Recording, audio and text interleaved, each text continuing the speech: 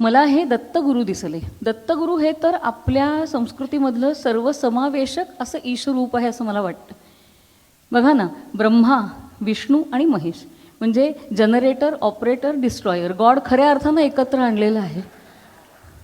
कारण हेच दाखवायचं आहे की उत्पत्ती करणाराही तोच आहे, स्थिती करणाराही तोच आहे आणि संहार करणारा सुद्धा तोच आहे. आपल्याला जो संहार वाटतो ना, संहारच, तर संस्कृतात तो तसा अर्थ नाही. संहाराचा अर्थ आहे आवरून घेणं सगळं. म्हणजे आपण बायका रोज रात्री संहार करतो म्हणायला हरकत नाही. सगळं मांडलेला पसारा सकाळपासून आवरून घेतो. त्यामुळे ब्रह्मा निर्मिती करतोय, विष्णू त्याची स्थिती सांभाळतोय आणि शंकर ह्या सगळ्याला आवरून घेतोय. हेच तर दाखवायचं आहे आपल्याला. वेगवेगळ्या सगळ्यांना एकत्र घेण्याचं काम दत्तगुरूंनी केलेलं आहे.